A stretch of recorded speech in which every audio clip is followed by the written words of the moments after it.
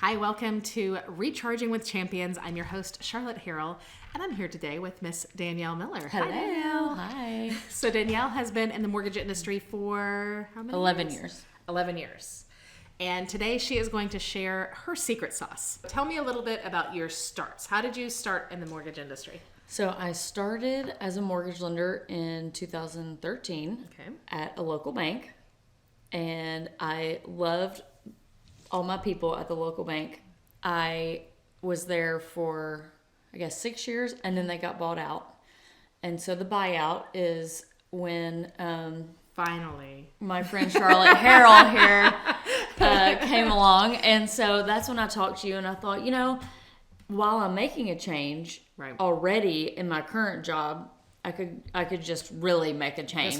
This was a good time. The timing was right. The timing was right. So can we go back, and I want to talk about realtors that are watching this, or other lenders, there's a big difference in working in a bank where you have a base salary, where you have smaller pay per loan, smaller commission, larger base. One of the things that stood out to me about how you ran your business, and this is why I started recruiting you, because typically moving from a bank to this type of position is really tough because you're not used to doing the things. So what made you different? What were you out there doing unusual as a bank employee? So I really invested my time in the Realtors Association. Mm-hmm. So I invested time on committees and going to meetings and building relationships with realtors, and then also among my peers as well. Right. And so that allowed me to build a lot of relationships, right, and allowed me to have my name known. So I was seen every week there. And that's how I knew your face. Right. And so, I was, my name and my face were known by being there. Yeah, I love that. We were talking, and it just brought to mind that energy creates opportunity. So in your situation, you didn't have to put forth that energy. It was kind of in your nature. So you have a secret sauce, something that I think is unique to you, and I think it's teachable somewhat, right? So if you're familiar with the DISC report, we do a DISC report on everybody here at the company, and a high I is somebody that has a lot of interpersonal skills, right? So you're naturally going to want to be around other people, and you're good with other people. But that's pretty typical in our industry, right? That's pretty normal. Right. So your secret sauce, I think, kind of comes back to this energy equals opportunity. Tell me a little bit about how you took your being involved and being connected with the Realtor Association, and then once you came into this all-commission job, like most of the agents out there and a lot of the lenders, what did you do and how did you grow on that? Naturally, me as a person, I like to build real relationships with people. Like, I don't like to be fake and surface level. Like, if you work with me, you're going to know Danielle. Right. You're going to know Danielle Miller and other things about my life other than mortgage lending. Right. There are very important things in my life other than just mortgage lending. And so I like to share that with people, but I like to share that connection and know about Charlotte Harrill and your inner workings of your life and what can I do to support you and help you. And so I took relationships that were established, right, and really just took my personality and added that to it to really build up a meaningful relationship where you would want to work with me because you like me and you trust me, not because of my name, not because of the company I'm associated with or whatever that may be, because you know me and you know I'm dependable and you can count on me. And you do something, and you just said it. You said, people got to know, they know me, not just the mortgage me, but they know me. And I think that's huge because that shows that you're willing to be the V word, vulnerable, right? I mean, that's it. I think that is the secret sauce. And you do that, there's that fine line. You don't want to be I share everything, right? Because those people are a little oversharing. Oversharing. But there is that fine line of being able to, especially on a one-on-one or in a small group setting, where you can let your guard down and be vulnerable about your life and small struggles that you're going through, right? So when you came on board, there was a group of realtors that we were partnered with, and it was very much at the incubation stage. And it was your job, and I love this, to authentically grow relationships. And that's a task, because to authentically grow relationships, knowing that you have to grow relationships, there's like authentic intentionality. Say that 3 times fast. Yeah, I don't think you're going to say that 3 times fast. But walk me through that first year. So if you have an agent who is trying to get to know a group of maybe financial planners, or if you're going into a networking group, you're going to do a BNI type of a thing where you've got to build rapport intentionally, but with authenticity. Give us a couple pointers. I would say being consistent. You know, a lot of people are like, ooh, a new shiny object, a new shiny person, let me go talk to them. And then it's like, oh, check mark, done, I did what I needed to do, and you don't talk to them again, or don't really see them again for a while, and don't make the effort to do that. And I think being consistent with people so that they don't really have time to forget about you, nor do you want, I don't want them to forget about me, but they don't have time. And then I'm leaving them with bits of me that make them want to talk to me again. Yeah. So give me an example of walking in. I know that you go into this networking group, you go into this group of realtors that you're working with, right? But if I was sitting there, how would the first conversation look? And then how would you segue that into maybe a second? Just give me kind of an idea of what a conversation looks like. I think for me, it's important to show that it's not just about me growing my business. Like, I really do truly care about people internally. Right. You know, like I just want to get to know you, and I'm not here to ask you for your business right now. Right. I'm here to get to know you, and you get to know me, so that we can build trust, so that one day you would want to share that with me. That's perfect. So at what point would you say the natural progression is? You've met with somebody, you're consistently going to see them, right? So if I'm an agent, I'm going to a networking group, I'm probably going to the networking group once a week, once every 2 weeks. You're going to have the natural, we're good at this. We're high eyes. We're probably pretty good at just having a conversation. How do you segue that conversation into, one, being vulnerable? Give me that example. If I say I've been skiing over the weekend, whatever, how do you get naturally vulnerable without being fake? Mm-hmm. And then 2, how do you transition it maybe to business? How do you ask for the business at that point? Right.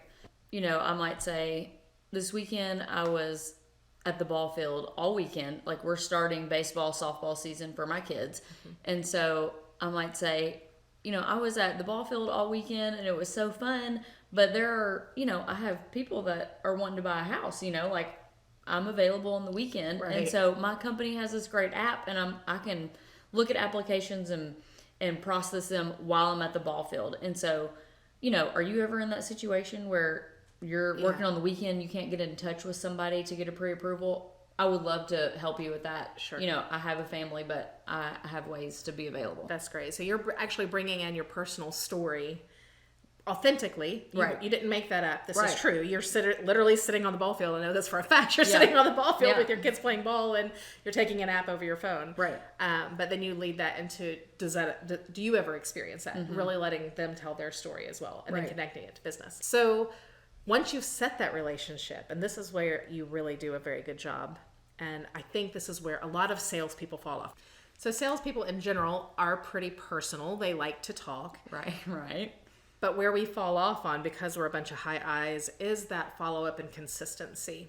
So tell me a little bit. So you've gone in, you've done a BNI, you've been talking to maybe the people on the ball field, right? So tell me how you would consistently be authentic. It's like, if I'm consistent and I'm calling every week, I feel like I'm a burden, right? Like, there's that phone call every week. She's salesy. We've got commission breath. Right. So in your mind, and you just do this naturally, so I'm really going to try to pull you up from what you do naturally. Okay.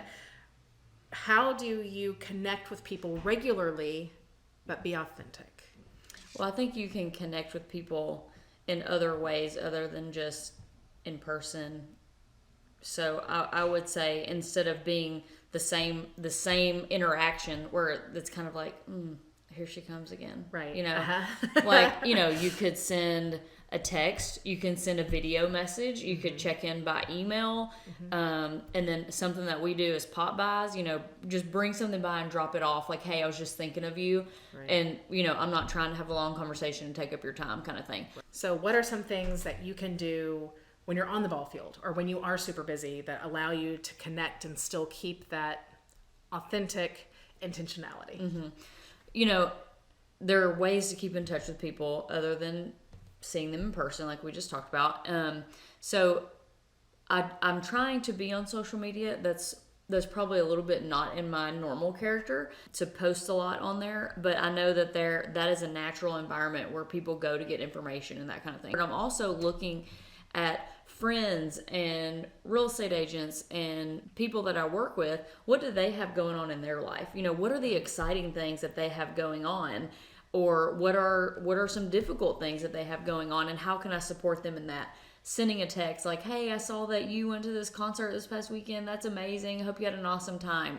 Being there in life and seeing what we do outside of just work, and being a support and an encourager in those aspects as well. So in a perfect world, if I was a new agent and I had my sphere, how many people do you feel like I should be naturally intentional with? I should be authentically intentional with, right? How many people do I need to be looking at and giving weekly touches to, would you say? Gosh, Charlotte. I feel like that's a loaded question. You know, I think 50 people that you really need to be intentional and focusing on and trying to be of benefit to their life, you know. And one thing that I know that you've done with the groups and the people that you have worked with, so you cast a net that's not huge. You know, some people would want 150 people in their sphere, but they're not doing those personal touches. So you cast a slightly smaller net, but you stay extremely active within that net, I would say. Right. Would you say that you are within your net, the group of people that you are, the agents that refer to you regularly, your clients that are your top referring clients, your top sphere, you know, the A's, the good clients. Would you say that it feels unnatural to touch base with them once a week? No, I don't think it feels unnatural. Because I'm telling you that most of the people out here listening are thinking like, I cannot imagine calling everybody once a week. And maybe it's not a call, right? Right. Some type of touch. Personal touch. Okay. How often are those personal touches specific to, by the way, I would love a referral? Are you doing that every time? Or would you say that your secret sauce is keeping it more personal and then the cherry on top is the ask? How often are you actually saying, do you have any referrals for me? In whatever way you say that. I would probably say 50%. 50% of the time? Or less, maybe. I think that's great. I mean, I honestly, when I look around and I see your deep relationships, when you're asking for that referral, because you've nurtured that relationship on a very personal level, do you ever get the feeling like you've been commission breath? No, I don't think so. I don't feel like I am. I mean, maybe after this, somebody will tell me that I you totally have commission breath. Oh, gosh, yeah. And I think that authentic, here's the catch.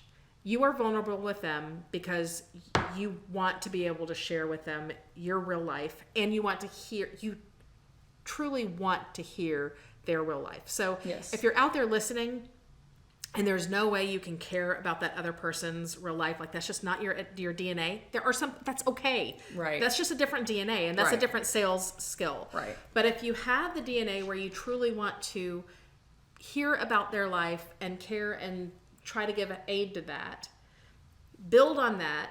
But the key, because lots of us have that skill, but the key that you do is just making it consistent, right? And I would say, you know, just as a warning, and what I've experienced it myself and had to learn myself, is that, you know, when you build this relationship, you might take it for granted, right? You know, and so you think, oh, like, they're my friend. Like, I don't have to say to them, like, I'm a mortgage lender. Don't forget me. Oh. Like, I would love to help you. You really still have to be that face, because somebody else is going to come along that is just as nice as me, and knows their business, knows mortgage lending. I mean, there's always going to be somebody else that's trying to build a relationship too. Right. We're all relationship builders. That's what we do. Right. So you have to be careful to not take that for granted, and really still continue to nurture that relationship. So can I just tell a story real quick? That is exactly that. I'm scared situation. about Charlotte telling stories about me. Well, this is actually, it's not about you. Okay, good. Yeah, go ahead. I'm sure I could think of one on you, but there are insurance agents that come into mortgage companies regularly, and they're dropping by goodies. They're coming in, they're saying hi, they're building that relationship, they're checking in. Lots of them. They don't ask for the referral. They don't say, hey, by the way, I would love to quote your insurance. Do you have a few minutes this week that we could look at quoting your insurance? I've had one agent do that, and I let him quote my insurance. Like, there's lots of people trying to build a relationship, and there's a couple of them that I would even call my friends. Right. But the ones that specifically say, by the way, I want to take your business, to me, that was like, oh, yeah, they're going to be serious about my business. And I feel like we forget that sometimes. Like, we forget that I'm friends with you. We go out, we have dinner on a regular basis. I call you once a week to check in on the family. But if I'm not intentional about saying, by the way, if you happen to know somebody that needs a mortgage, I know that there's some refinances out there, just plugging a little bit so that they know that you do want that business. Because on social media, we have a tendency of making it look like we're on cloud nine. I don't know if any of you guys do that. House sold. Look at this. We're doing an open house. Look at these. Just closed another loan. Look at my closings. Yeah. And our friends look at us and they're like, oh, well, they're doing good. They're doing good. I need to give this other person who doesn't ask for that. Right. So I do think that is a true, and you do that regularly. It's funny. So we do these, AFR. Did you ask for the referral? And you're one that is not shy to ask for the referral. But I think that really does go back to the fact that you've been so intentional about authentically wanting to get to know them and sharing your life. Right, and then it doesn't feel so icky. That's it. Yeah. I love it. So you can get around that icky fear to call by specifically being intentional with finding what's going on in their life. So if you have an icky feeling you haven't connected with them, would you spend that call just getting to know them? Yes. Yeah, absolutely. For sure. Yeah, doing a little extra. I love that.